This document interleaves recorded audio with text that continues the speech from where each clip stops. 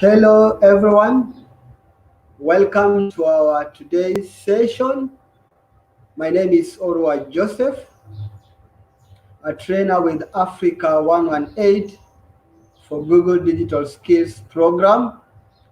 So together with me is our moderator, Evans Rabare and Frank Selila. So we invite you, wherever you are joining us, feel free to introduce yourself. Let us know where you are joining us from and some of your expectations from today's session. Kwa wale Waswahili wenzetu, karibuni sana katika siku yetu ya leo ambapo tunaenda kujifunza kuhusu jinsi unaweza kukaa mtandaoni kwa tija.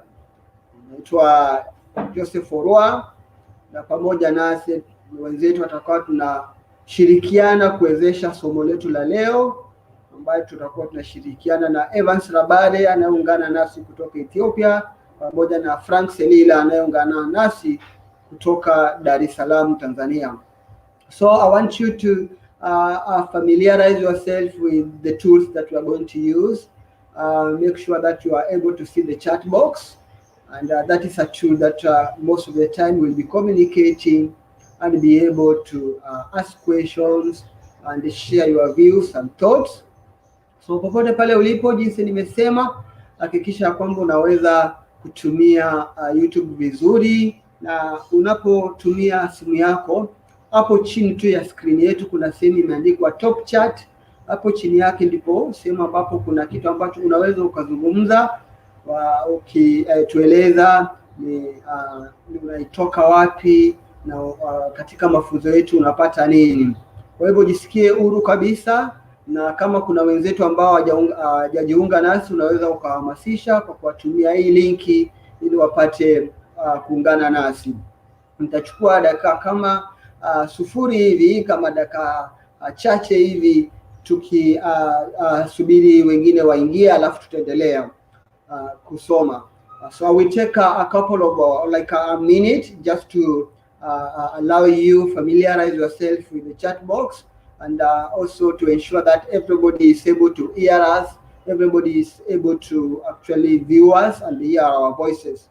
Bisi nimesema popote pale ulipo unapoungana nasi, tunachukua muda wa dakika moja ya mwanzo kabisa kuhakikisha kwamba unaweza ukatusikia, unaweza ukaona screen yetu, unaweza ukaongea nasi. Vile vile hakikisha kama kuna wengine hawajajiunga nasi, basi watumie hii linki ueleze kwamba masomo yameanza ili tupate kuendelea na masomo yetu.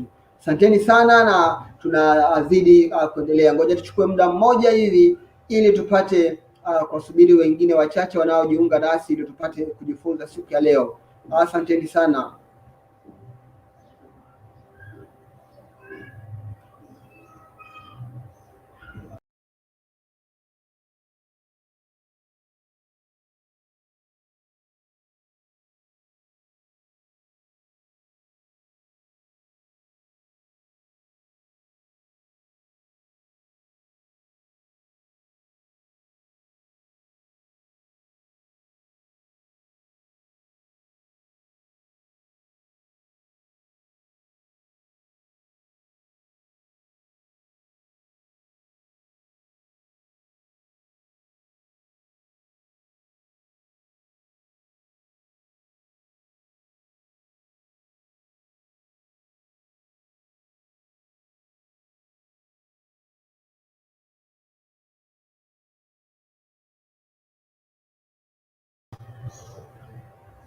Sawa, jinsi nilivyosema, naamini wenzetu watakuja wajiungane nasi. Kwa hivyo tunataka tuende moja kwa moja kwenye mada kuu yetu ya leo, ambapo tutakuwa tunazungumzia staying productive online. Staying productive online. Tunaposema staying productive online, hapa tunamaanisha kwamba kuwa mtandaoni kwa tija. Yaani unapokuwa mtandaoni, basi kwa kwako mtandaoni kuletee mafanikio. Ni njia gani ni kwa njia ipi unaweza ukawa mtandaoni na kwa kwako mtandaoni ikuletee faida kama mfanyabiashara, vile vile kuletee faida kama mwajiri ama aliyeajiriwa. Kwa hivyo somo letu la leo tuko na agenda 3 ambazo tutakuwa tukizizungumzia. Ajenda zetu tatu zinajumuisha zifuatazo. Ajenda ya kwanza tutakapokuwa tunaizungumzia ni how to set up your remote office, jinsi unaweza ukatengeneza ofisi yako ambayo ofisi yako ya kimtandao,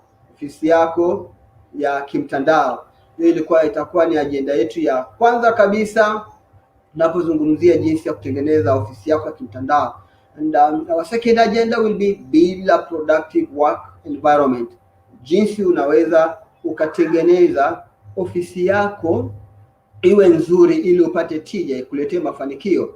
Then the third agenda will be how to manage and maintain your well-being, jinsi utakavyoweza kuisimamia afya yako unapokuwa mtandaoni, jinsi utakavyoweza kuisimamia afya yako ukiwa mtandaoni. Kwa hivyo moja kwa moja tunataka tuingie katika ajenda yetu ya kwanza kabisa, na kabla tuingie katika hii ajenda, labda nina swali kwetu.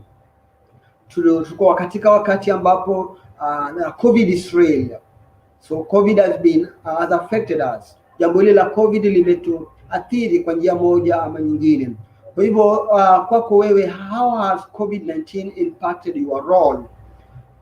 Ili janga la corona kwako wewe imekuathiri vipi? Najua kila mmoja alikuwa na shughuli tofauti katika jamii, na leo hii utajipata kwamba zile shughuli ulizokuwa ukifanya baada ya janga la corona imekuletea athari. Swali ni, je, katika jamii kazi uliyokuwa ukifanya janga hili limekuathiri vipi? Kwa hivyo unaweza ukatueleza hapo kwenye chat box, share with us at the chat box some of the how COVID-19 really affected your role as a person in the community, in your business, at your workplace. How did COVID-19 impacted your role? Naona pale Frank Salila ameshaungana nasi. Hello Frank, I'm watching from Dar es Salaam, Tanzania. Great to have you, Frank Salila, and thank you for watching from Dar es Salaam. Feel free to share with us how is weather like in Dar es Salaam, what's going on there, how is what are some of your expectations from today's session. All right, if there are some of your friends, you can send this link to them, tell them that the learning has started and we are moving forward. Kwa hivyo Frank Salila, moja kwa moja kutoka Dar es Salaam, asante sana kuungana nasi katika somo letu la leo, na tungeomba pate kuwashirikisha wengine vile wadau, ili waje tupate kushiriki ile somo pamoja. Itakuwa ni jambo bora sana tunapowasiliana kutoka Dar es Salaam, Tanzania, tukijifunza jinsi tunaweza kupata kuwa mtandaoni kwa tija, tuwe mtandaoni kwa tija. Great, so let's move on in our discussion of today, and we want to look at our first agenda, how to set up your remote office, jinsi ya kutengeneza ofisi yako ya kimtandao, Kwa hivyo tunaposema what do we mean by working remotely? Tunamaanisha nini tunaposema kuwa na ofisi ya kimtandao? Yeah, so remote work is a working style that allows professionals to work outside of their traditional office environment.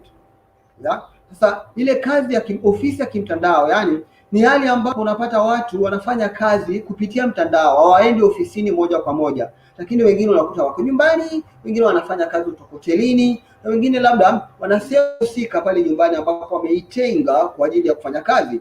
Kwa hivyo ile hali ya kufanya kazi na uendi ofisini, kwa Kiingereza tunaita remote work, ambapo tunaweza tukaita kwa Kiswahili kufanya kazi kwa njia ya mtandao. Yes, so umeelewa what is exactly is remote work. Yet, now ngoja tuangalie jinsi sehemu husika ambazo watu wanaweza wakafanya kazi kwa njia ya mtandao. We want to go through and look at some of the places where people can work remotely. And before we dig deeper into discussing some of the places, swali langu kwako ni, have you ever worked remotely? From where did you execute your work? Swali langu kwetu ni, je, umewahi kufanya kazi yako ukaifanikisha kwa njia ya mtandao? Kama ndio, basi hii kazi ulifanikisha vipi? Ulikuwa ukifanyia kazi kutoka wapi? Kwa hivyo kuwa huru kabisa kutueleza kupitia chat box hapo, tueleze ya kwamba hiyo kazi ulikuwa ukiifanyia wapi na ulifanikisha vipi, ni tools gani ulizokuwa ukitumia, ni zana zipi ulizokuwa ukitumia ili upate kuwezesha kazi yako, ili upate kufanikisha kazi yako, ili upate kumalizia kazi yako. So jisaidie tu, tueleze kwenye chat box hapo jinsi ulifanikisha kazi yako, japo tunapokuwa tunajiandaa ili twende kujieleza vizuri, tunapoenda kuchambua sehemu husika ambazo mtu anaweza akafanya kazi kwa njia ya mtandao.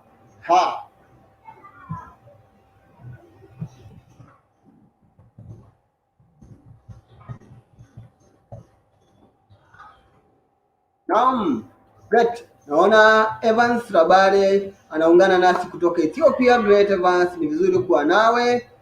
Fanuel Silvanus anakaribisha, watching from Morogoro, Tanzania. Great Fanuel, it's great to have you.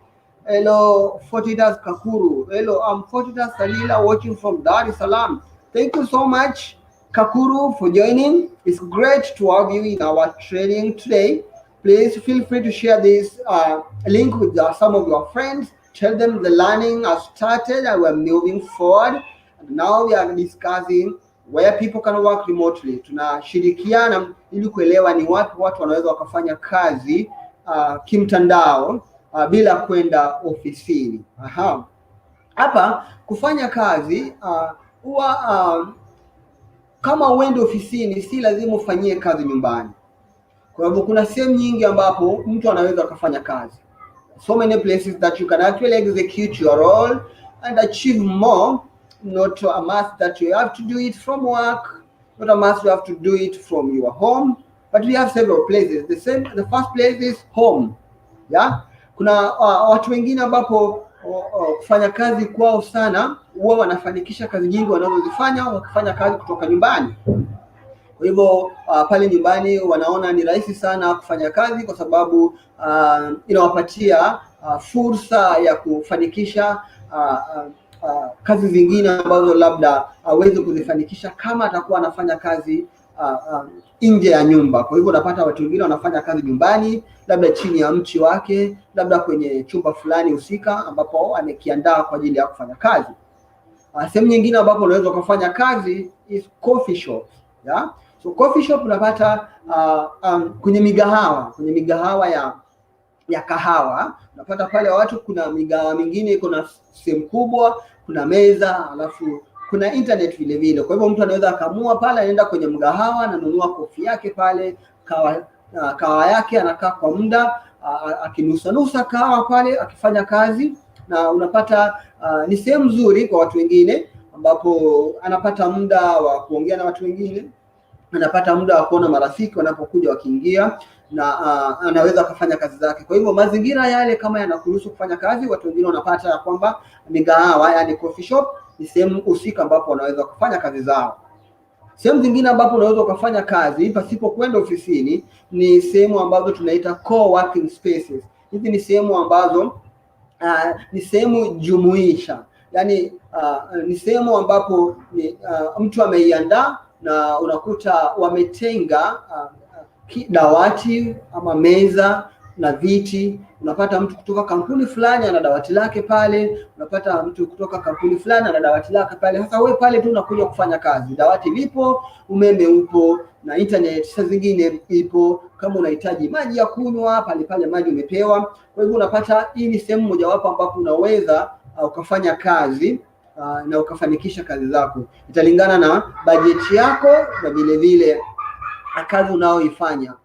Kwa mfano saa zingine kazi zako inahitaji uwe na internet, kazi zako zinahitaji uwe na kompyuta, na kazi zako inafaa uwe na dawati na sehemu iliyo tulivu, na unajipata kwamba bado hauna uwezo wa kununua dawati, kununua kompyuta, kuweka internet kwenye nyumba yako. Kwa hivyo unaweza ukaamua kwenda kwenye sehemu husika kama hizi ambapo ni biashara, ndiyo mtu amefungua tu sehemu, ana dawati, internet, kompyuta, so unafanya kazi yako na unatoka unaenda zako. Yeah, another place is the library.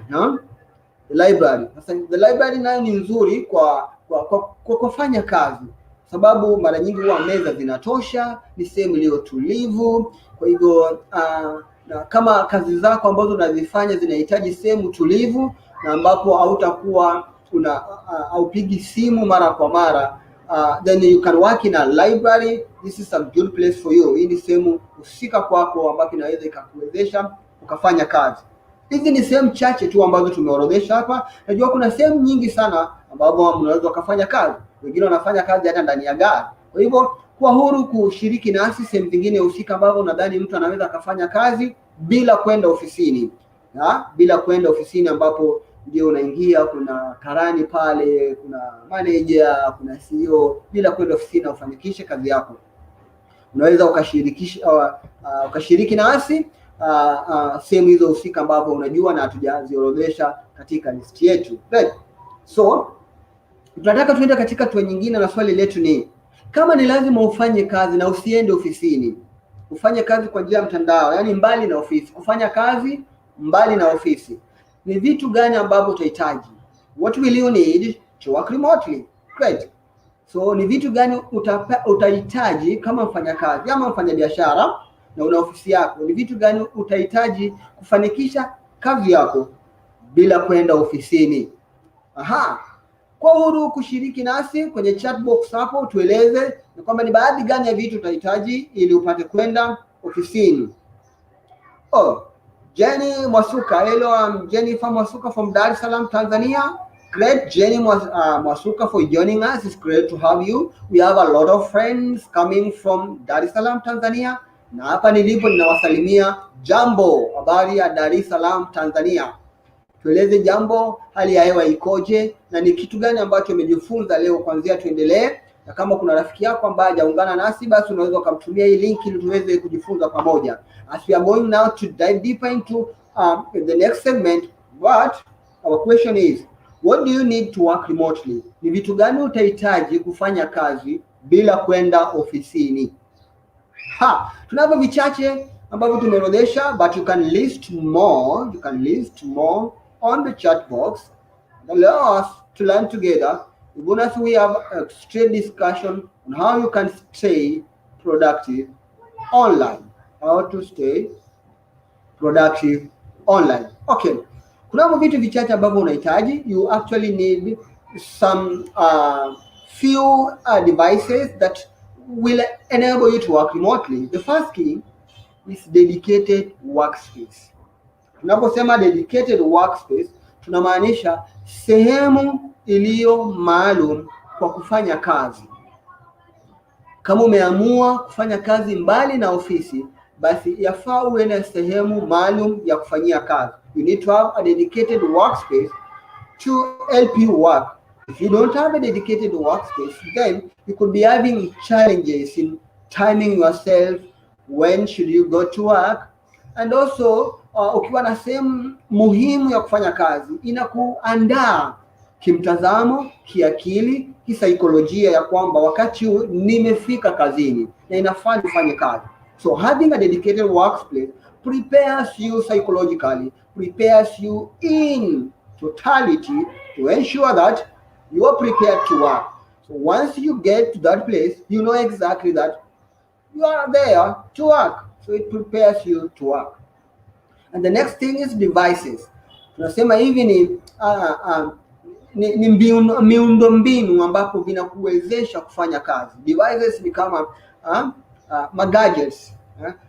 Nasubiri Frank pale anieleze neno zuri ambazo tunaweza tukalipatia devices.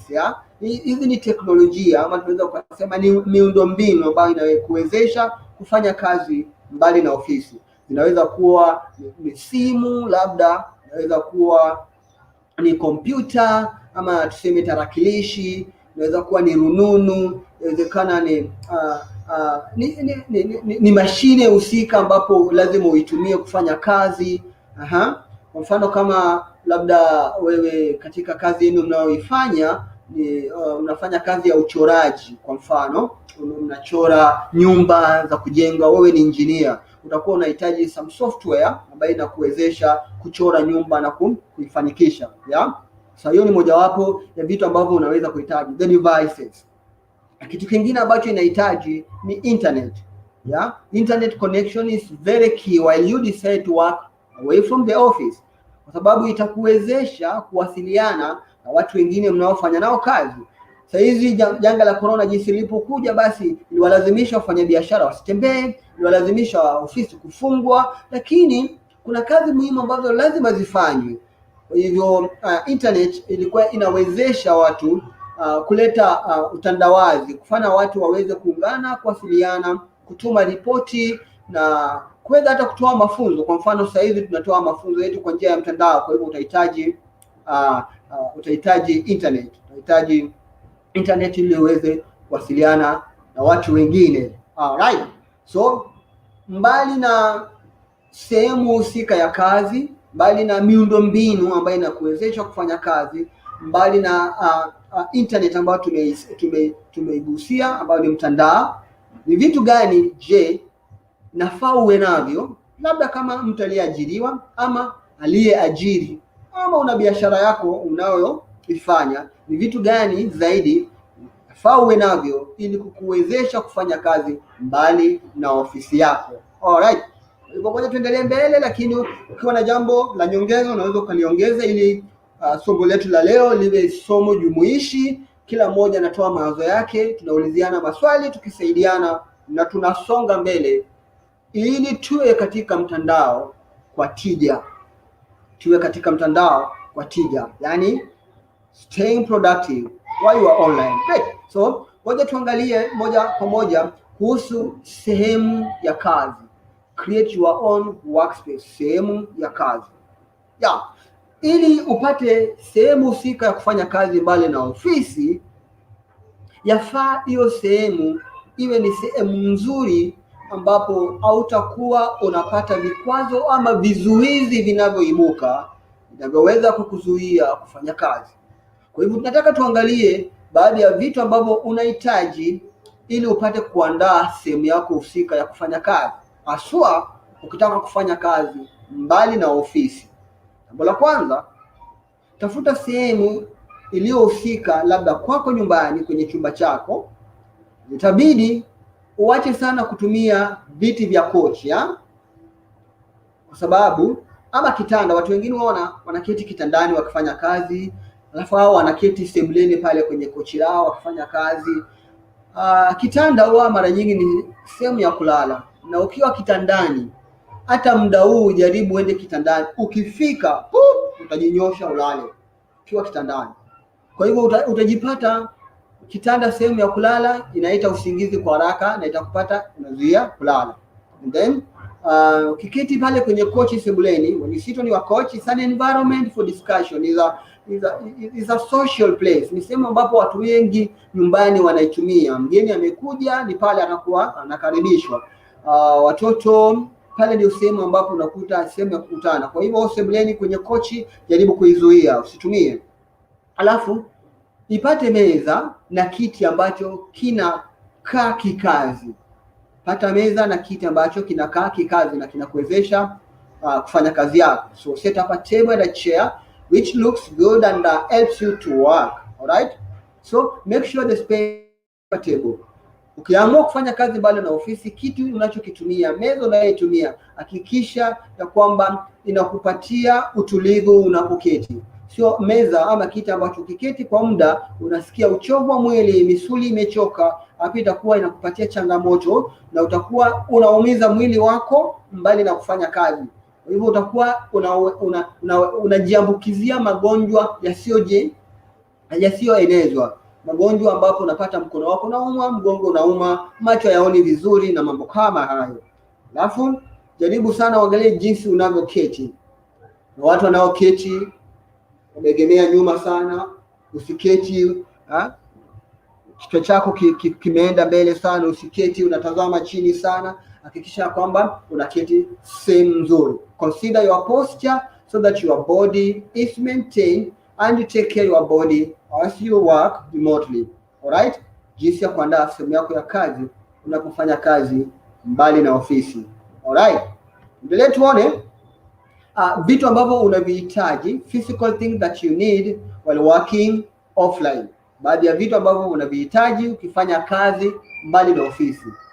Siku hizi simu, phone becomes an essential thing, especially when you need to make some calls, you need to alert people, you need to quickly follow up on an item, a report, yeah. Kwa hivyo ukiwa na simu ni kitu muhimu sana unapofanya kazi kutoka mbali na ofisi. Ni njia mojawapo ambapo unaweza kuwasiliana na watu kwa haraka, ukapata ujumbe kwa haraka, na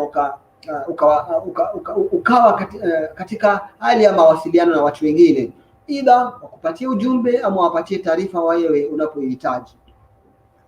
Lingine ambalo unalihitaji, tarakilishi, kwa Kiingereza computer. You need a computer, especially when you are working on large data segment like Excel sheets. You need to create some formulas, you need to execute some things, you need to type maybe. Unahitaji computer. Kama kazi yako kwa mfano unafanya kazi ya takwimu, unafanya kazi ya kuchora kutumia mtandao, computer, you need a computer to help you facilitate that one.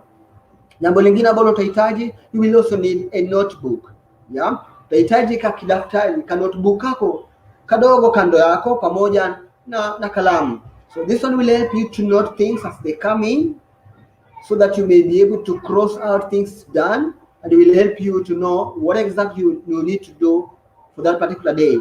Hii itakuwezesha kuorodhesha kila kitu ambacho ungependa kuifanya kwa siku hiyo. Baada ya kuziorodhesha, kila mmoja baada ya kuifanikisha utakuwa unaipiga tiki ama unaifuta kwamba hii nimemaliza, this is done, I'm going to the next one.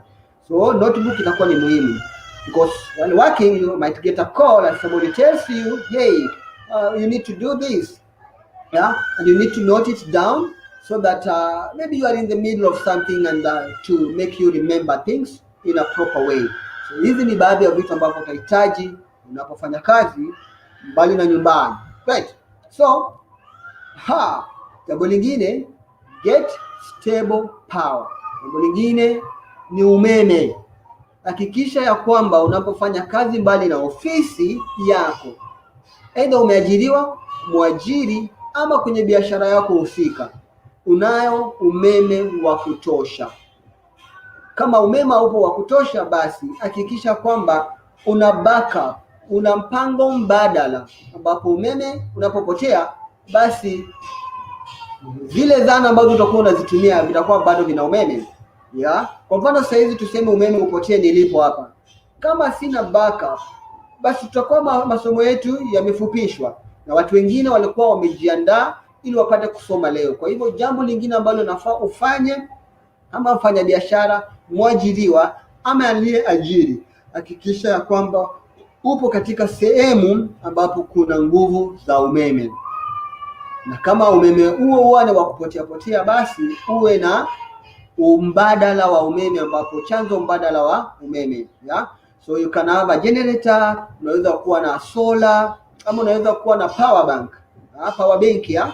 Unaweza kuwa na power bank ambapo wakati umeme umepotea, basi unaweza ukaitumia ile power bank. Good. So tunaendelea kujifunza hapa, na tuangalie jambo lingine ambalo linafaa utazame kwa makini, find sufficient internet connections. Huu ni mfano mzuri. Hapo awali naishi pale Kariakoo. So hapo awali nilikuwa Kariakoo na nilikuwa natumia mtandao wa Voda. Siku moja tu nikiwa nikifanya training zangu, tena mtandao wa Voda tu kaanza kunivodaisha, kapotea.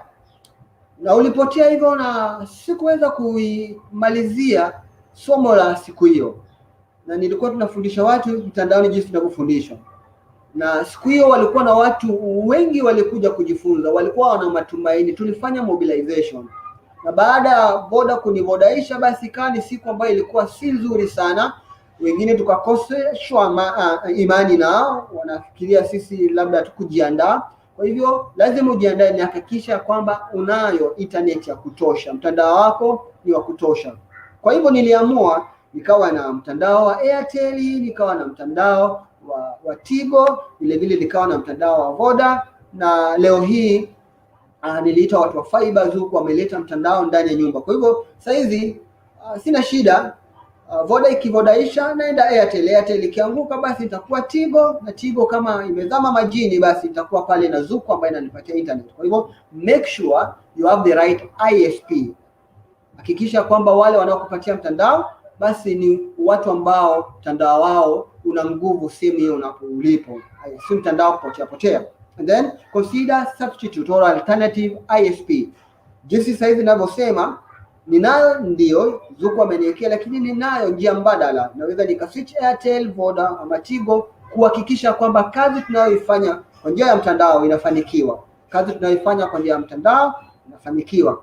Kama wewe ni mtu ambaye umewekea mtandao kwenye nyumba kutumia fiber ama Raha wamekuwekea connection yako nyumbani, hakikisha kwamba router yako ni nzuri. Router na yako ka device ambapo huwa kanawekwa kwenye kona na waya inaingia ndani yake, alafu ina mapembe tunaziita aerial ama antennas. Kwa hivyo unapata wifi connection kutoka kwenye hizo router, ama unaweza ukaweka moja kwa moja kuiconnect kwenye kompyuta yako. Kwa hivyo hakikisha kwamba router yako ni nzuri na inafanya kazi, na unaweza kuwa na wifi yako, ama unaweza kuwa na waya ya kuunganisha kwenye kompyuta yako kama unatumia kompyuta kufanya kazi. Alafu vile vile katika hiyo kazi lazima ufanye testing. You test and compare internet speeds, yeah. Hapa tutapokuwa towards the end I will show you how you can test your internet speed and understand how it works. Tutakuwa tutakuonesha moja kwa moja hapa, ama tuone kama jinsi unaweza test internet speed yako, na nipatie tu dakika moja nikueleze jinsi unaweza ukatest internet speeds yako na ujione jinsi internet speed yako ilivyo. So how to test your internet speed. Nataka nikuonyeshe hapa hivi jinsi unaweza test internet yako. Okay. Internet.net. Nikuonyesha hapo, ukienda hapa hivi internetspeed.net. Alright, ngoja nikuonyeshe jinsi unaweza ukatest internet speed yako na uione jinsi ilivyo. Nataka kuonyesha sasa hivi how you can actually test your internet speed and to see how it functions. Okay, let's try it out here. Great. Ndio hii hapa unaona. So this is how you test your internet speed. Kuna tools nyingi za kutest internet speed. Kuna speedtest.net. It's a global tool free for use. This is how you can test my speed. It's up to 10 Mbps. It is 15 Mbps. Unaweza kuiona hapo internet speed yangu ya you test this is a good speed. Hii ni speed iliyo nzuri, inafika hadi Mbps 15. Download, ngoja tuangalie upload itakuwaje. So you can see how you upload works, and that one goes to 7 Mbps. That's a good internet connection for work. Internet ni nzuri, goes up to 8 to 9. All right, that was so good to 9. Yes, 9.6. So make sure that you test your internet speeds na ujue ya kwamba speed zako za internet zikoje. So umeona hapo jinsi tumeitest, unaweza ukaona speed zangu ni 15 Mbps, that is download, at 9 upload. This is a good connection. Kwa hivyo internet speed yako, at least let the internet speed 5 Mbps.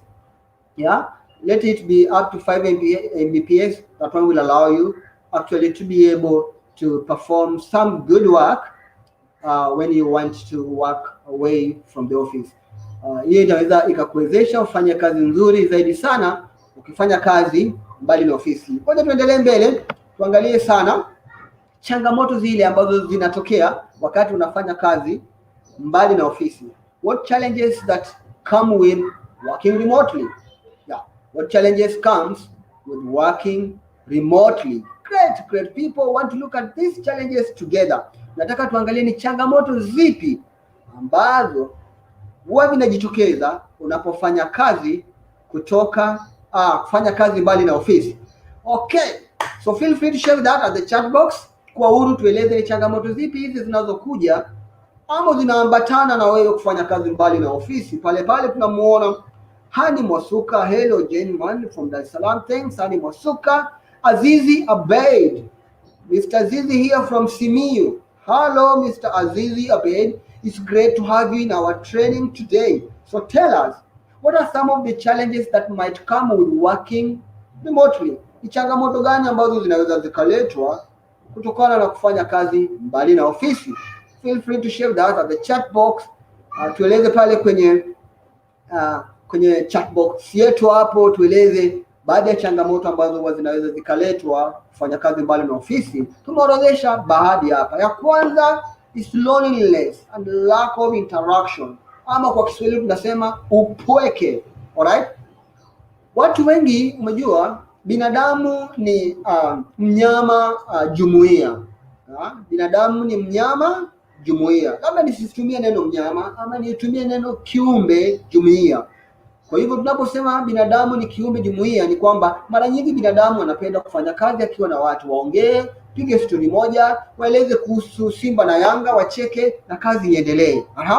Sasa wakati ambapo ukijipata unafanya kazi mbali na ofisi, utajipata ya kwamba kuna upweke fulani ambao unakuja. There is kind of loneliness that visits you and you might feel like you're missing something out. Hiyo ni changamoto mojawapo ambapo mtu anaweza akajipata. Je, hizi changamoto zikija tunaweza tukakabiliana nazo vipi? Hivyo ndio maana kama kuna hali ya upweke ambao unaipata, inafaa uwe na simu ama ufanye kazi kwenye mgahawa ambapo kuna watu wanapita, unaweza kuwa na muda wa kusalimiana na watu, kwa sababu kufanya kazi jinsi nilivyosema mbali na ofisi inaweza ikaleta upweke fulani. Kwa hivyo kushindana na hali ya upweke, you can try to see on a way you can avoid the loneliness by diversifying the environment of working. You can decide to work from a coffee shop, from where you can bump into friends, talk, share something. Na lingine ni self discipline. Self discipline ni wewe kuwa na nidhamu ya kibinafsi. Kwa mfano, unapokuja kuhusu nidhamu ya kibinafsi, ni hali ambapo umepanga kufanya kazi lakini unajipata uweze kuimaliza ile kazi. Sababu kubwa ni kwamba kuna mengi yanajitokeza. Umeanza kufanya kazi, rafiki yako ndio huyo. Umeanza kufanya kazi, mwenzako amefika na juisi ya ukwaju, anakuambia hii ni juisi ya ukwaju, tunywe kidogo. Unasema ndio, ngoja tunywe juisi ya ukwaju. Unamaliza hivi, unaanza kazi yako hivi, mwenzako anakuambia jamani, njoo hapa twende tutafuna mua. Alafu unasema mua vipi? Anasema kwa sababu ni rafiki yako, huwezi ukamwangusha labda kukataa. Unasema ngoja basi niende tule mua. Kwa hivyo there is a nidhamu fulani ambapo inafaa uwe nayo. There's some level of self discipline that you need to employ in you, so that you dedicate time for working and be able to spare some other time for breaking up with friends and make sure that you are self disciplined, with a nidhamu ya kibinafsi.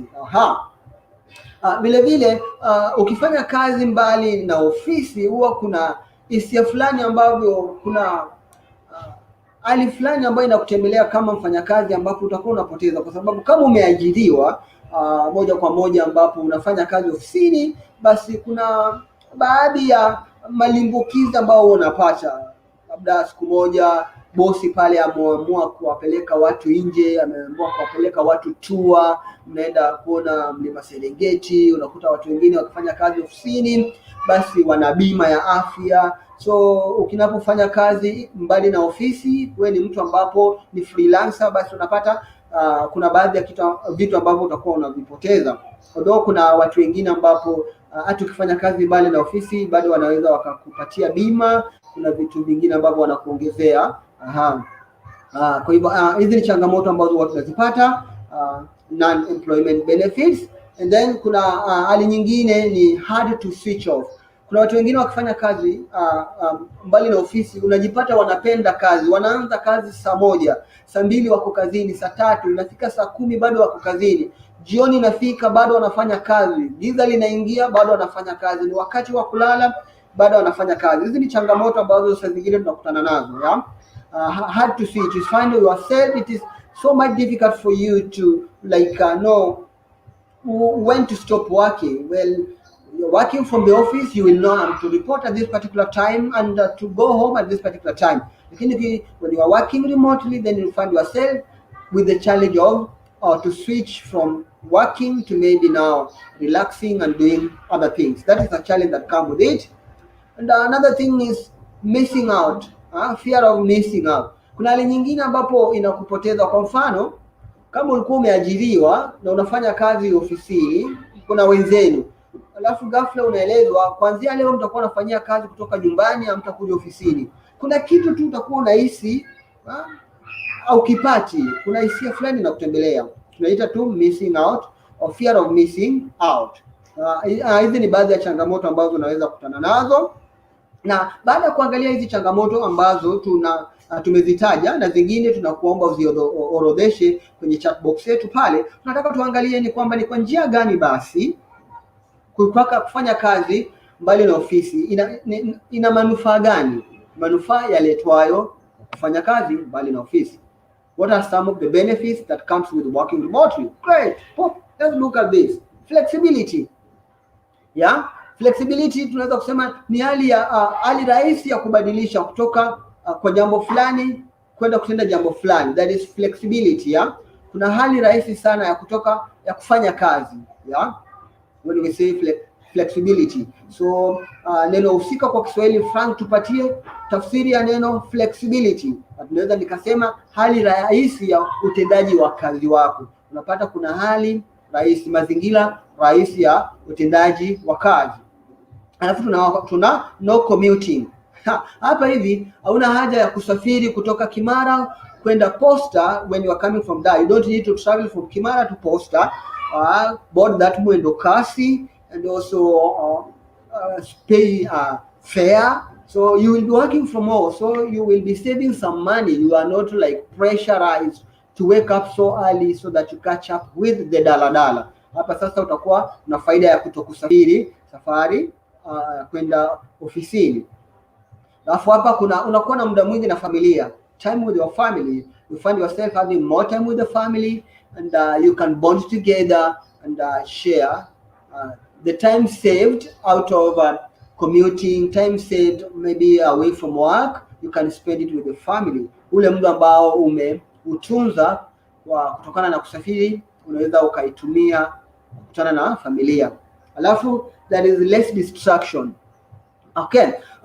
Unapofanya kazi ofisini, mara nyingi ukifika hivi, kwa mfano mechi ya Yanga na Simba iliahirishwa, unapofika ofisini tu hiyo inakuwa hadithi. Yanga ilikuwaje? TFS walifanyia nini? Kwa nini waliahirisha mechi? Sijui nini imekuwaje? Yanga waliogopa, Simba mbona wenyewe wakakubali? Kwa hivyo unakuta wakati unafika ofisini haupati ule muda mzuri wa kufanya kazi, ama kabla ya wewe kuamua kufanya kazi utakuwa kuna vizuizi vingi sana ambavyo vimekuzuia, kwa sababu umekutana na wenzako kwa wakati mmoja, na unapofanya kazi mbali na ofisi utakuwa uko peke yako na unaweza ukachukua huo muda mzuri kufanya kazi nyingi, right? Then there is high morale.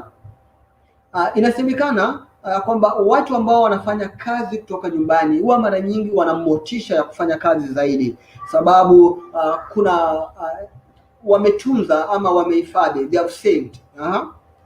Kuna akiba ambazo wanapata, kuna faida nyingi ambazo wanapata ukilinganisha na kusafiri kwenda ofisini. Wana muda mwingi, wana save ile malipo wanaoyapata, labda kula mchana, kula nyumbani, na kula nyumbani au ule hotelini. Zingine uko unakula hotelini, gharama iko juu. Unakuta sasa kuna baadhi ya vitu ambavyo unavizuia, na utakuwa una motisha ya kufanya kazi zaidi. Alright? Una motisha kufanya kazi zaidi. Alright, ngoja tutazame basi baadhi ya faida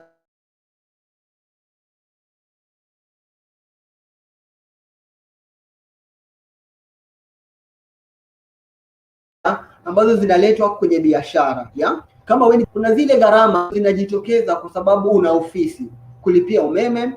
Kuna ofisi zingine wanalipia wafanyakazi chai, kuna ofisi zingine ambapo lazima muajiri mtu kusafisha. Kwa hivyo kama hauna ofisi, basi unakuta hizi gharama zote utakuwa umeziacha.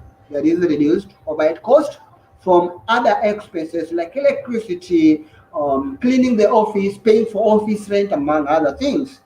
Then there is greater productivity. Unapokuwa unafanya biashara inafanya na kazi ambao hawadi ofisini. Kwa mfano, unafanya kazi na kampuni yako ni ya kupaka rangi. Kwa mfano, so kama kampuni yako inapaka rangi, au ajiri watu kuja ofisini kupaka rangi, kitu unachokifanya unasubiri wakati umepata kazi ya upakaji wa rangi, unatafuta watu wa kupaka rangi, alafu unawaajiri kwa muda huo. Ule mradi wa kupaka rangi ukiisha, basi unaachana nao. Kwa hivyo utakuwa una muda mzuri wa kuchagua watu ambao wako talented, watu ambao skills za kupaka rangi vizuri, so you will be having greater productivity, kazi yako itakuwa nzuri.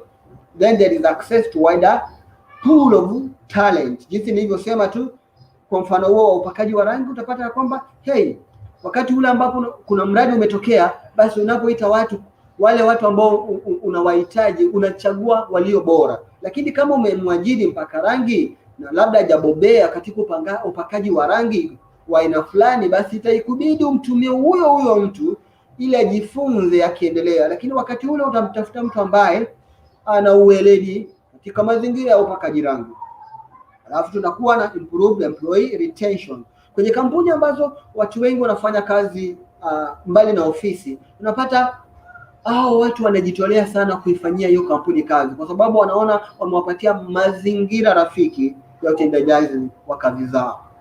Twende mbele. Kabla twende mbele, tuangalie jinsi unaweza ukajenga mazingira mazuri ya kufanya kazi. Kwanza nisimame hapa nione kama kuna swali lolote ambalo linakuja, kwa huru kutueleza. Aida Said, are you from Ethiopia? Great to have you here, hi friend from Ethiopia, learning together with us on how you can stay productive online. Thanks to have you. So Frank Selila is mentioning gadget ni vifaa vinavyotumia kufanyia kazi, smartphone, laptops, computers. Thanks Frank Selila for sharing your thoughts with us. It's great to have you. So ukiwa na swali lolote, uko huru kutuuliza wakati huu ili tupate kuyajibu maswali yenu, na tutakuwa tunazidi kuendelea. Kwa hivyo kama kuna swali, kuna sehemu ambapo hujaelewa, kuwa huru kutuuliza hizo swali. Feel free to ask any question as we are moving forward with our discussion on how to stay productive online. And just confirm with us if you are able to see our slides, you are able to hear our voices. And also feel free to share this link with some more of our colleagues to join our today's session. It is great to have you guys. It's great to have a session with you today, and it's great we are learning together. Wonderful people. Right, so let's move forward into our next segment, in which we are going to discuss how to build a productive work environment, jinsi ya kutengeneza mazingira rafiki yenye tija kwa ajili ya kazi, kutengeneza mazingira rafiki na ya tija kwa ajili ya kufanya kazi. Alright, so sehemu yako ya kufanya kazi inafaa iwe nzuri. The quality of your working environment is very vital and is always directly proportional to your productivity. Kwa hivyo sehemu yako ya kufanya kazi ni muhimu sana. Sehemu ya kufanya kazi ikiwa nzuri, basi kazi yako nayo itakuwa nzuri. Kwa hivyo ili sehemu yako ya kazi iwe nzuri, hakikisha una sehemu husika ya kufanya kazi. Ensure you have a designated area for executing your work.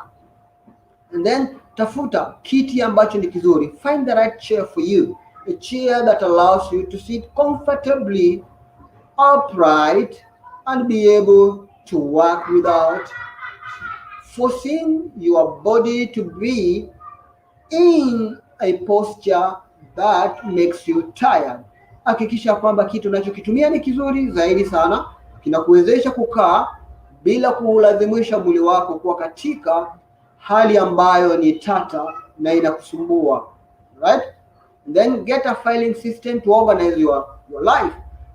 Andaa sehemu husika ya kuweka faili zako ili ujue ya kwamba wakati huu nimefanya kazi, nimeshafanyia kazi 6 ziko hapa, kazi ambazo zimemalizwa, kazi ambazo nitafanya na kazi ambazo zinafuata. So get a filing system to organize your life.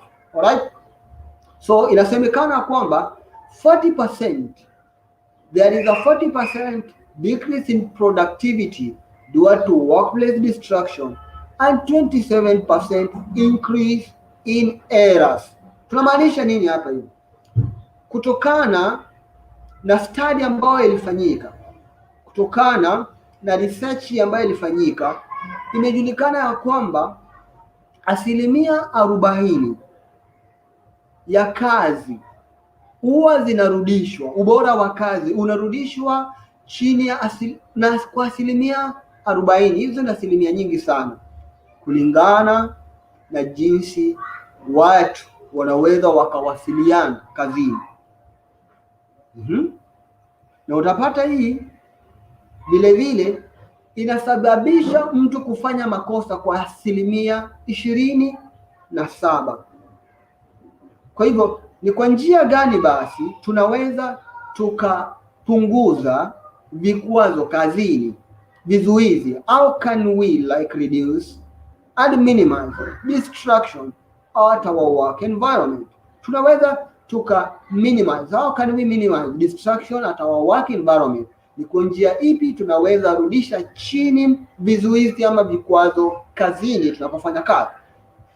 Jumuisha nasi katika mafunzo ya leo kwa kuongeza majibu yako ama maoni yako kwenye chat box nayo hapo chini, lakini tuangalie baadhi ya njia ambazo unaweza ukazifuata ili kurudisha chini vizuizi ama vikwazo kazini. Ya kwanza, waache watu wote wengine wajue ya kwamba uko kazini.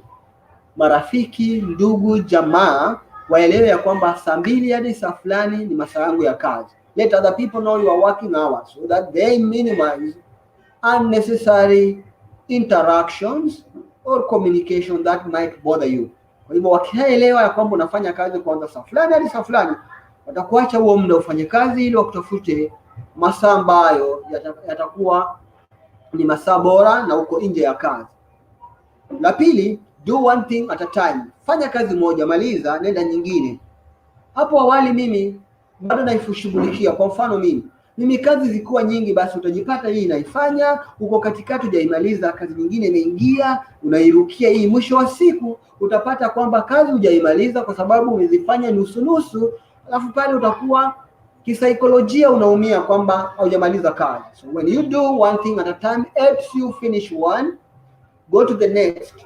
If you work and you don't do one thing at a time, you'll find yourself doing your work haphazardly. And when you do that, you will, by the end of the day, you shall have not finished any work, and psychologically you'll be affected, and you might think you're not productive, think like you're not good at it at all. Maybe colleagues have finished 3-5 tasks given out of 10, and for you, you have touched 8 and none can stand out as something done. All right? Lingine, avoid TV and household distraction. Kwa unafanya kazi kutoka nyumbani, punguza TV kuiona na vitu kazi za nyumbani. Najua kuna programs ambazo unapenda kutazama kwenye televisheni yako, tafadhali punguza. Jiandae kisaikolojia kwamba niko kazini.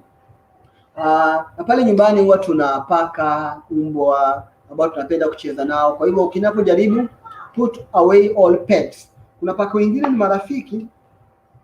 Saa nyingine uko nyumbani ndio huyo ameingia, anaruka na wewe, unapenda kucheza nao. Unajua sisi huwa hatupendi paka labda, lakini kuna wengine ambao kucheza na paka na mbwa ni sehemu ya maisha yao. Kwa hivyo you need to put away all pets so that they don't distract you. And then take regular breaks. Kuwa na hali ya mapumziko. Kwa mfano, utafanya kazi kwa masaa 2, nipumzike kwa nusu saa, nije nianze sana tena nifanye kazi kwa masaa 5, alafu nipumzike kwa risali 1, tena nichukue muda wa kufanya kazi. So make sure you take regular breaks so that you dedicate your productive time doing productive work. All right. Having mentioned that, how to reduce distraction, tuendelee mbele tuangalie jinsi unaweza ukaongeza tija unapofanya kazi kwa kikosi. How to you can improve productivity with teams. Working with teams, kufanya kazi ya pamoja. Kufanya kazi kwa pamoja huwa ni changamoto sana kwa watu wengi, ambapo inafaa mfanye kazi kwa pamoja na watu wanatoka mbalimbali. So it becomes a challenge. So remote team members need to be able to plan and collaborate on commitment, deliverables and tasks. They also need to track the flow of work from start to finish. Mnapofanya kazi, kwa mfano kwenye mradi fulani mnafanya kazi kwa pamoja na mnafanya kazi mbali na ofisi, kuna vipengele ambavyo inafaa mviweke kama mnaofanya kazi ili mfanikishe mradi huo kwa pamoja. Ya kwanza, kila mmoja lazima ajue mradi huu unahusu nini. Each and every person you need to have a vision and deliverables, and then establish logistics for team communication. Hakikisha kwamba mmeandaa njia ambapo mtatumia kwa ajili ya mawasiliano. Mnapokosa kuwasiliana, basi mtakosa kufanikisha ule mradi, kwa sababu bila mawasiliano, mmoja atakuwa anahitaji upate taarifa fulani na hujaipokea. Kwa hivyo andaa njia husika ambapo mtakuwa mnaitumia kuwasiliana. And then promote visibility and transparency for all work. Hakikisha ya kwamba katika kazi mnayoifanya kuna uwazi na kweli. Mnaweza nikaona kile kilichofanywa na mtu A na nikatazama kilichofanywa na mtu B, na vile vile nikaona kilichofanywa na mtu cha, na mimi nikalinganisha kile nilichofanya ili iweze kunipatia motisha, ninaendelea vizuri ama niko nyuma, nikaze mwendo. Alright? And then you need to be able to track the quality of work. Alright? Hayo ni baadhi ya mambo ambapo inafaa uzingatie sana. Kumbuka, naomba ili ulikumbuke ya kwamba 70% ya makosa hupatikana kazini kutokana na mawasiliano duni. Kwa hivyo unapata watu wengi kazini wanafanya makosa kwa sababu ya mawasiliano duni. Kwa hivyo hakikisha ya kwamba mnawasiliana kwa njia fasaha, na kuna vitu ambavyo vinawawezesha kuwasiliana. Kuna baadhi ya vitu ambavyo mnaweza mkatumia kwa njia ya mawasiliano. Ya kwanza, hivi vitu mnavijua. Kutumia email, mnaweza mkatumia email ama barua pepe kuwasiliana. Mnaweza mkatumia njia mbadala tunaita instant messaging platforms kama WhatsApp, kama Instagram, ama Facebook page, ama inbox, ama kuna Google Meet, kuna Slack, kuna HubSpot. Hizi ni baadhi ya vitu ambavyo unaweza mkatumia kuwasiliana, kwa sababu 70% ya makosa ya kikazi yanatokea kutokana na mawasiliano duni. Unapata mtu amewasiliana fanya hili, lakini hajaelewa, anarudi kuuliza alimaanisha nini aliposema hili. Kwa hivyo hakikisha unaboresha njia ya mawasiliano mnapofanya kazi kimtandao. Na lingine ambalo linaweza likaboresha mawasiliano yetu ni kuweka sheria nzuri ya kuwezesha kuwasiliana. Ya kwanza, communicate clearly. Kisha mnawasiliana kwa njia ya wazi. Then think about the type of messages and context. Fikiria ni ujumbe gani ambao unaenda kutuma, na kama nataka kutuma video nitatuma kwa njia gani? Kama nataka nitume voice note nitatuma kwa njia gani? Kama ni email nataka kuituma, basi nitatumia kwa njia gani? Kama ni picha nataka kutuma, basi nitumie njia gani? Alafu respond promptly. Unapopokea ujumbe, hakikisha kwamba unamjibu yule aliyekutuma ule ujumbe. Ya kwanza, hawe na uhakika umeipokea, na vile vile ajue ya kwamba unashughulikia taarifa uliyoipokea. Utakapokuwa hujajibu ujumbe ule, mtu atakuwa anajiuliza, je, amepokea ujumbe wangu ama bado? Ama je, ameelewa ule ujumbe? Kama hujaelewa, unajibu pale unasema, nimepokea ujumbe wako, lakini ningeomba kujua unahitaji nini, sijaelewa. And then wewe mmoja ambao uko katika kikosi ama team unaofanya nao kazi, kuwa kama mfano mzuri, set a role model and guidelines to other people. Alright, so let's move forward and look at njia ambazo zipo za kuwasiliana. We have various tools available for communication, for video calls and calls. Kuna Meet, Zoom, kuna njia nyingi ambazo unaweza kutumia, na ninaamini watu wametumia Meet, kuna watu wametumia WhatsApp, kuna watu wametumia Skype, Zoom na Microsoft Teams. So ngoja tuangalie Meet. So Google Meet inakuwezesha kuwasiliana na watu pamoja kama kikosi. Mnaweza mkuwa mna chat, mnaweza kuwa na video conference, mnakuwa na presentation kupitia Google Meet. Kwa hivyo hii ni tool mojawapo ambapo ni bure kutumia, na vile vile unaweza ukalipia ili upate kupata zaidi vipengele zaidi ambavyo vinakuwezesha katika kazi yako ya kibiashara ama ya mawasiliano. Hiyo ni Google Meet, mojawapo ya tool ambayo unaweza ukatumia. Lingine ni Zoom. Watu wengi wamesikia kuhusu Zoom. Zoom ni mojawapo ya tool ambayo unaweza ukatumia kuwasiliana na watu. Hadi watu 100 wanaweza wakaingia darasani wakawa na mafunzo. Kwa hivyo hii ni njia mojawapo ambapo unaweza ukatengeneza kuwasiliana na watu, wafanyakazi, wafanyabiashara wenzako, mkajieleza watu kila ambacho kinaendelea. You give each other an update, yeah? Unaeleza kinachoendelea, kila moja awe ana taarifa muhimu na kamili kuhusu mradi unaomkimbiza. Nyingine ambapo watu wengi wanatumia inaitwa Microsoft Teams. So Microsoft Teams inakuwezesha kama ni kampuni kutengeneza channels, kutengeneza department na muweze kuwasiliana na kushare ideas. Tunavyo vingi. Skype vile vile ipo ambapo inakuwezesha mawasiliano ya mbali kupitia video ama kupitia voice. Unaweza ukatuma mkachati, unaweza ukabadilisha background yako. Kwa hivyo hii ni tool ambao unaweza kutumia kwa njia rahisi. Now, tunataka tutazame sasa jinsi ya kuwezesha mkutano. Ukiwa katika mkutano wa kimtandao, ni jinsi gani unaweza uko kwenye mtandao, jinsi unawasiliana na watu wengine. Ni kwa njia hipi unaweza ukaboresha mkutano wetu ama kikao chenu cha mtandao kiwe bora zaidi. Ya kwanza, lazima kuwe na agenda. Ya pili, tazama jinsi unavyoongea, your tonal voice, kwa sababu hicho tu ndicho watu wanakisikia. Kwa hivyo jaribu kuiweka katika ile hali ambapo watu wanaweza wakakuelewa vizuri. Usiwe sauti ya chini, usiongee kana kwamba unawatukana watu ama unapiga kelele. Weka sauti ambapo inaeleweka. And then wahimize watu wengine wafungue kamera zao. Watu wakifungua kamera zao, basi watakuwa wana uwezo wa kujua kwamba wanaona na watu wengine. Kwa hivyo atakuwa amechukua muda wake mwingi ili kufuatilia matokeo ya kikao kikamilifu. Vile vile fika katika kikao kwa muda rasmi, usichelewe. Usiwe mtu ambaye anachelewa kwenye kikao kila mara. Kwa hivyo hakikisha unafika mapema kwenye kikao ili kikao kiendelee unapotumia njia ya mtandao.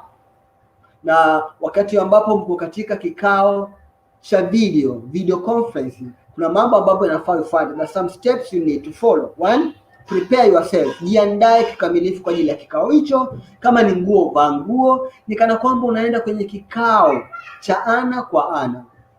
Vaa mavazi yako mazuri, usije ukajipata unaenda kwenye kikao hicho kwa sababu unaifanya mbali na ofisi kwa njia ya mtandao. Ukadhani utafunga kamera yako, alafu baadaye ukafungua kamera watu wakaona maajabu. Alright, watu wakaona maajabu. So dress appropriately, consider your lighting. Hakikisha watu wanaweza kukuona. Sijui mimi leo mnaweza kuniona vizuri kwenye chat box hapo, unaweza kufuatilia kama unaweza kunisikia na kuniona vizuri. Consider your background. Background ni hali yako ya nyuma. Isiwe sehemu ambapo watu wakikuona huko nje kuna vitu vingi ambavyo vinafanya watu wachoke kwenye mada husika wakitazama vitu ambavyo viko kwenye background yako. Vile consider your audio au your voice. Sauti yako inatoka vipi? Lazima sauti yako itoke vizuri ili watu waweze kukufuata. Sasa tutazame, nataka nikupatie vipengele muhimu ambavyo vinaweza vikakuwezesha ili mfanye kazi kwa njia ya mtandao kwa urahisi na iwe na tija na mafanikio mazuri. Ya kwanza, equip your team with the right tools. Hakikisha kwamba watu wote mnaofanya nao kazi wanayo tools za kufanyia kazi na wanaweza kuvitumia. If you decide to use, for example, Google Meet, ensure that everybody in the team knows how to use Google Meet. If you decide to use Zoom as a tool, ensure that everybody is well conversant with Zoom au Zoom works. So hakikisha kila mmoja wenu anajua kutumia tools na umewapatia. And then make project management easier. So hakikisha kwamba ule mradi mnaoifanyia kazi ni rahisi, inaeleweka, tunaanza wapi, tunamalizia wapi, nani anafanya nini na kwa muda gani au umalizi. Kila mmoja elewe mradi utafanywa vipi.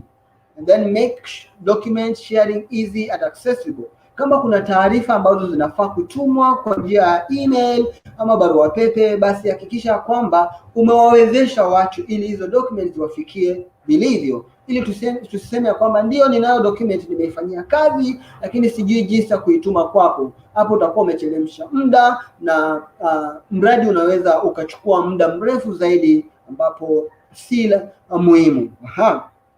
And then encourage collaboration within departments. Ukiwa katika mtandao, hakikisha kwamba kama kuna department moja, kitengo fulani inashughulikia kitu fulani, basi kila kitengo kuna ushirikiano baina yao. Kitengo cha kwanza cha pili wanaweza wakashirikiana. And then prioritize company culture.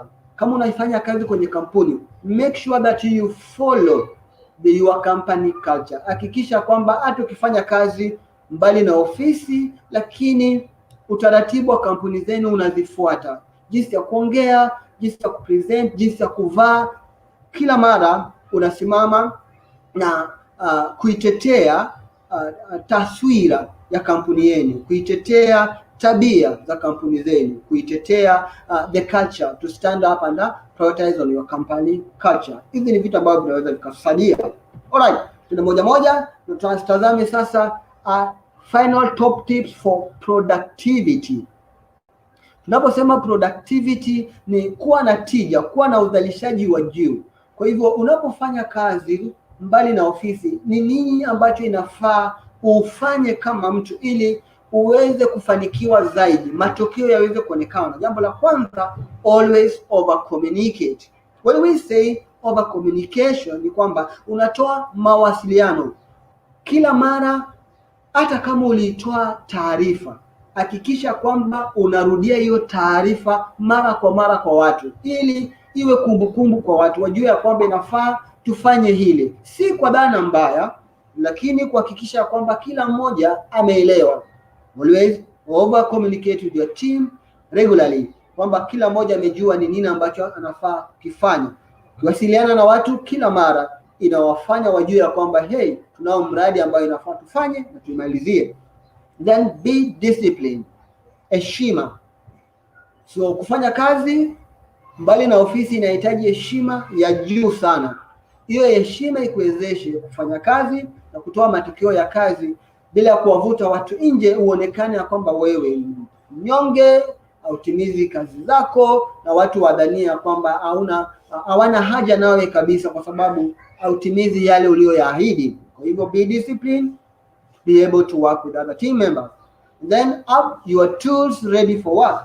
Kwa wakati wote ambapo unafanya kazi mbali na ofisi, hakikisha kwamba zana zako zote za utendaji kazi vipo kila wakati, vipo tayari kuanza kufanya kazi. Usiwe ni mtu ambapo anasema hey, leo hii sikufanya hii kwa sababu umeme ulipotea, leo sikufanya kile kwa sababu mtandao ulikuwa unasumbua, leo sikufanya hivi kwa sababu kalamu yangu wino uliisha. Kwa hivyo hakikisha kwamba kila wakati unavyo vyote ambavyo unahitajia kufanya kazi. And then la mwisho, find your booster and use it. Tunajua kila mmoja kuna kitu ambacho huwa kinakupatia motisha ili kufanya kazi. Kwa hivyo wengine labda huwa ni kunywa kofi, wengine labda huwa ni kwenda kutazama mpira, wengine labda kutoka nje kukimbia kidogo, wengine labda kupata rafiki waongea naye kwenye simu. Basi hilo jambo ambalo tunaita booster is something that makes you feel high, something makes you move forward. So find out about your booster and use it. Alright? Great. So hizi ni vitu vipengele ambavyo vinaweza vikakusaidia zaidi sana ili uwe productive unapofanya kazi mtandaoni. Nisimame hapa ili nipate kuona kama kuna maswali machache ambayo yanakuja, pate kuyaguzia. Alright. Okay, gadgets, asante. Haida said, I from Ethiopia.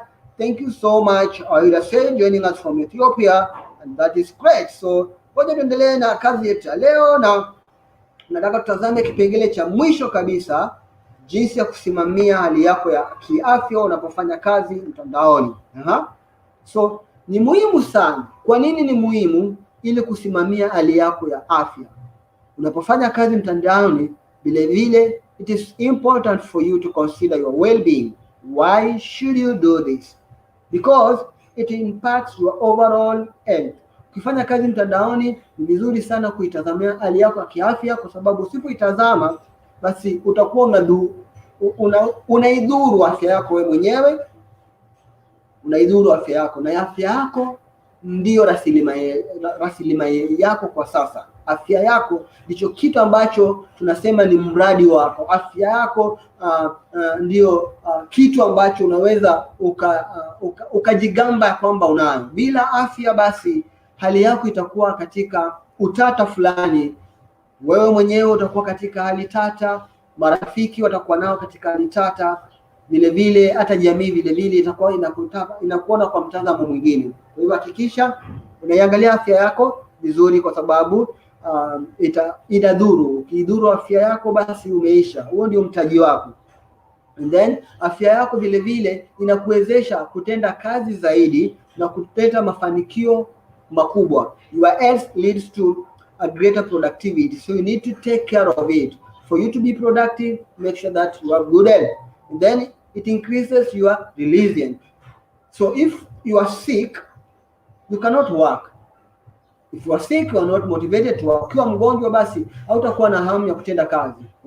Vile vile afya yako, it boosts your morale and level of happiness. Ukiwa na afya nzuri, basi kiakili utakuwa na ile morali ya kufanya kazi na utakuwa na furaha.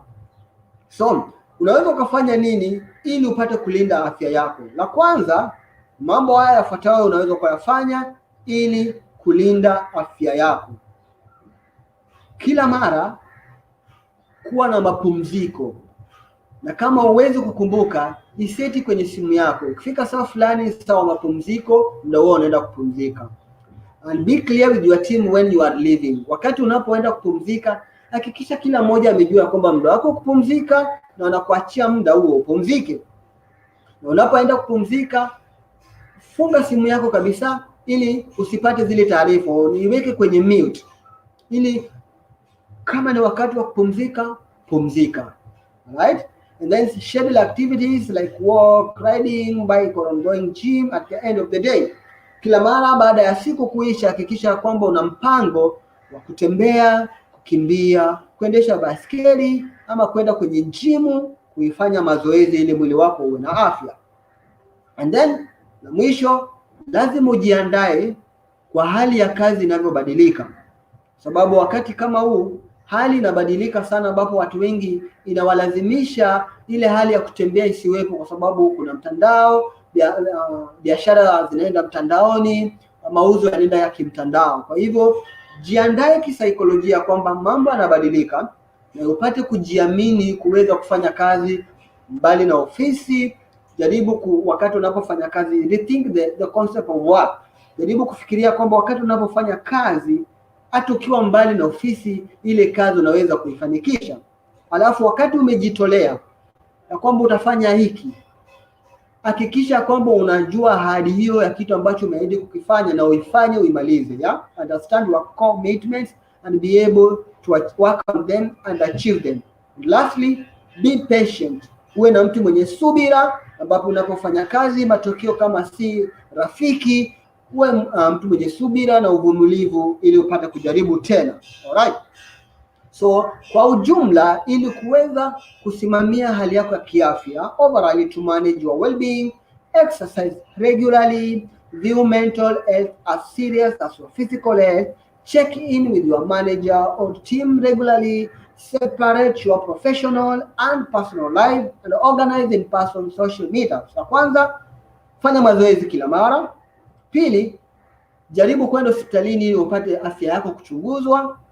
Na vile vile ukiwa kazini, jaribu kuwapigia wenzako upate wanaendeleaje, ongea tu nao wanaofanya nao kazi nao. Vingine, tafadhali jaribu kutenga kazi yako unaoifanya pamoja na maisha yako ya kibinafsi. Kama ni muda wa kazi, maisha ya kibinafsi, take it for social life. Unaweza ukaifanyia kazi zingine. Jaribu kutenga kazi, uipatie muda wako, na maisha mengine uyapatie muda wake.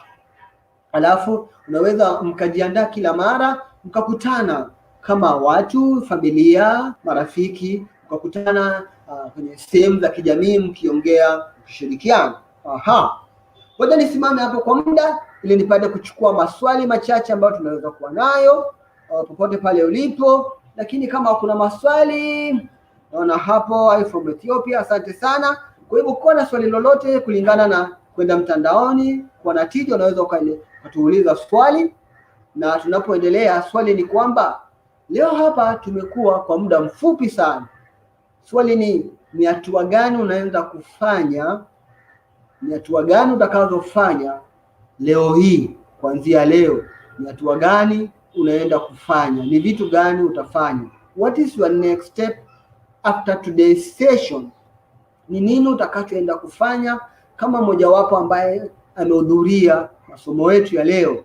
Ningependa nikueleze ya kwamba somo letu la leo lilikuwa ni wa muda wa kama risali moja tu hivi, lakini unaweza kujisomea kwa njia ya mtandao ukajua mengi ambayo labda tu kuyagusia kutoka kwenye linki yetu ambayo tumeshare na wewe hapa.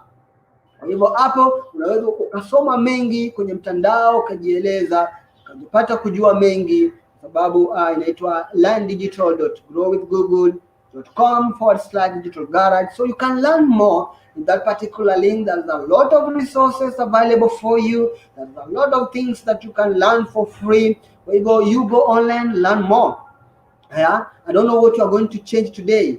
Je, kama umekuwa unafanya kazi kutoka nyumbani, je, unaweza kuchagua meza unayofanya nayo kazi? Je, unaenda kuchagua sehemu husika ambapo utaweza kufanya kazi? Bali na hapo, unaweza ukatufuata kwenye mitandao ya kijamii ukiwa na swali, unaweza tukakujibu. If you have any updates, you want us to follow you up on something, follow up on our social media handles that we have just shared, na tunaweza tukawasiliana na wewe tukakueleza ukapata taarifa zaidi ya mambo tunayoyafanya.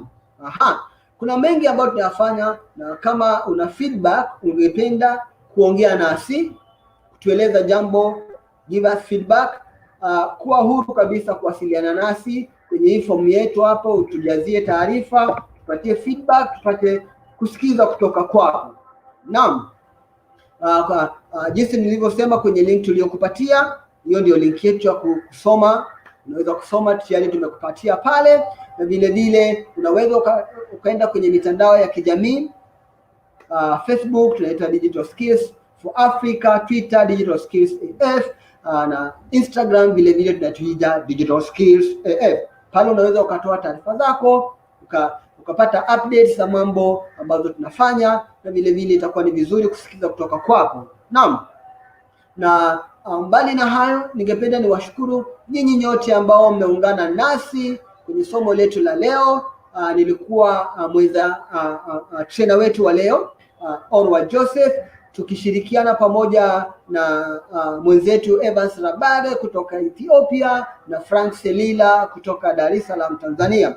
Ningependa kuambia kwamba Eid Mubarak, kwa heri hadi tutakapokutana tena, tutapokuwa tukijifunza kuhusu digital skills, na wiki ijayo siku na muda kama huu tutakuwa na masomo mengine ya kidijitali.